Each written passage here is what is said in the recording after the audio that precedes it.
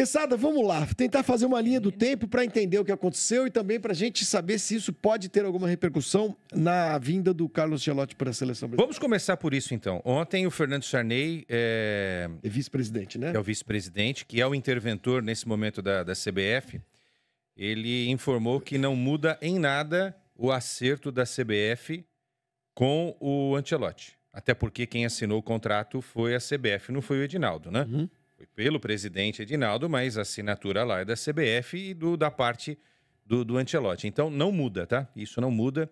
Até o Sarney, o Fernando Sarney, que é filho do ex-presidente Sarney, disse que o futebol vai ficar à parte, tá? A coisa da seleção brasileira fica à parte, porque ela tem que seguir o rumo dela. Daqui a pouco o Brasil tem jogos das eliminatórias.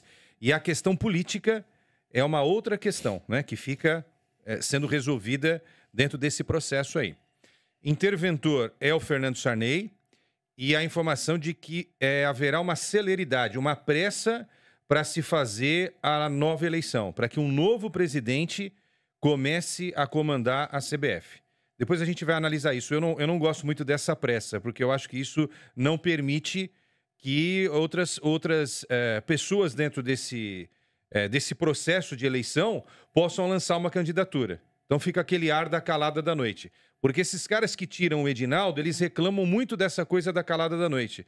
Mas é um processo que vem desde 1900 e alguma coisa. Que os caras fazem eleição a 1h da manhã, né? Para ninguém saber. Eles divulgam às 7. Aconteceu uma eleição hoje, viu? 1h da manhã. Eles divulgam o resultado às 7. Não dá tempo de... são essas coisas que estão erradas. Então, por isso que é interessante. A gente está falando... Tem muita gente que aplaude a queda do Edinaldo. Mas a gente não para pensar o seguinte: o processo não vai mudar. Vai continuar na mão desses mesmos caras aí. Talvez até os do passado, né? Porque o Marco Polo Deonero e o Ricardo Teixeira estão por trás dessa queda do Edinaldo. Você não tenha dúvida nenhuma. Caras que nós criticamos aqui, né? Sim. Ricardo Teixeira foi o dirigente mais criticado do Brasil. Foi o mais vitorioso, é verdade, né? Ganhou 2 Copas do Mundo, mas foi o mais criticado. Marco Polo Deonero, o que a gente não falou dele? E tudo com razão. Marinho. Caboclo, né? Pois é. Tudo começa com ele. Em 2021, há um processo de assédio contra o Caboclo. Ele é afastado. Este homem que está na tela entra de forma interina para comandar a CBF.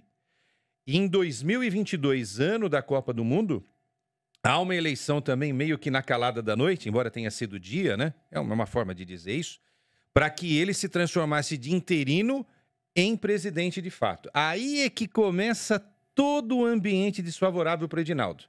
Porque ele entra na CBF como presidente eleito de fato e ele começa a fazer o que nós chamamos de limpa. Ele fez uma limpa geral.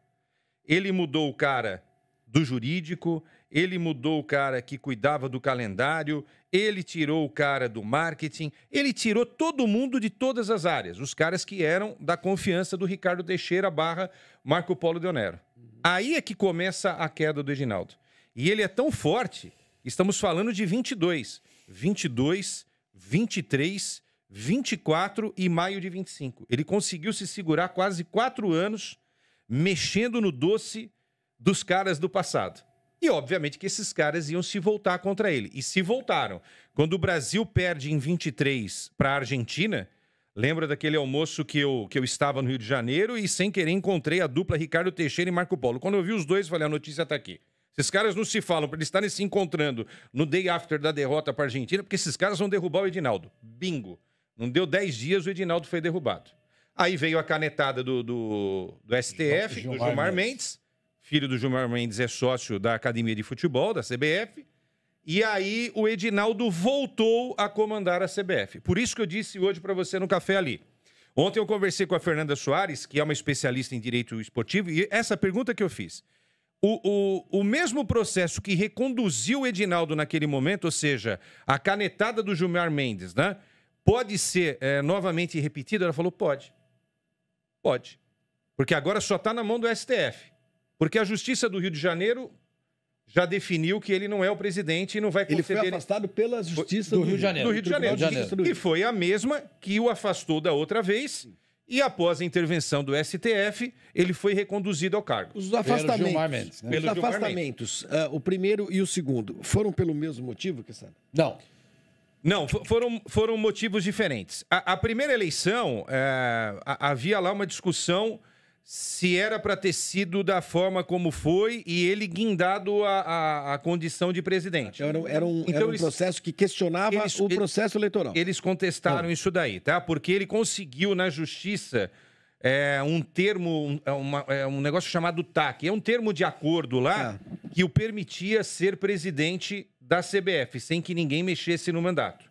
E aí é que começa todo esse processo dentro da justiça para tirá-lo. O atual tem a ver com a assinatura de um cara chamado Coronel Nunes. Olha como essa CBF é antiga, né?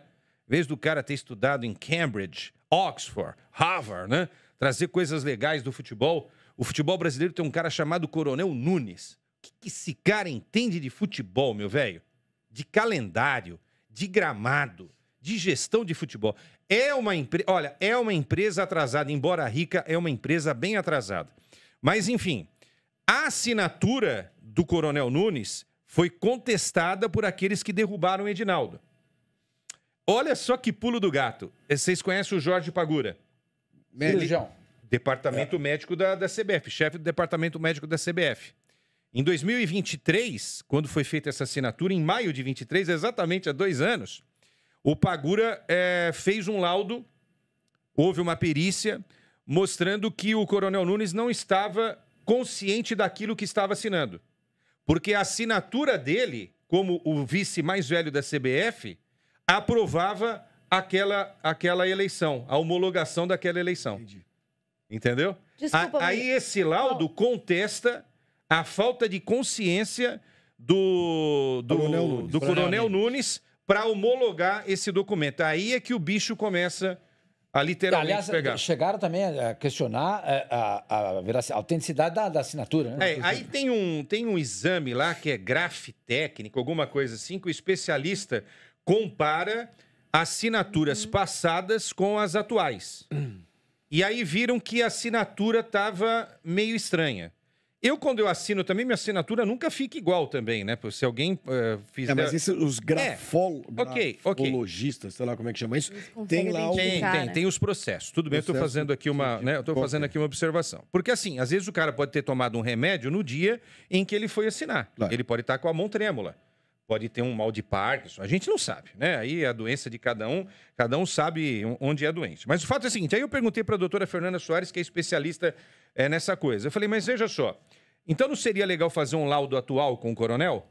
Ela falou, é isso que vai ser feito. Vamos fazer um laudo atual com o coronel para saber as condições atuais dele. Se ele estiver bem, ele pode confirmar com uma nova assinatura, homologar isso daí. E aí? Agora, tem o outro lado. E se ele não estiver bem? Isso não significa que há 2 anos ele não estivesse também. É uma situação muito complexa, entendeu? O fato é o seguinte, havia uma brecha e os caras que não queriam o Edinaldo trabalham, porque esses caras são gênios do mal. Eu tinha um livro, Os Gênios do Crime, né? Esses caras, eles vão pegar uma virgulazinha para tentar mudar o curso da coisa. E essa assinatura do Coronel Nunes foi o motivo para derrubar o Edinaldo.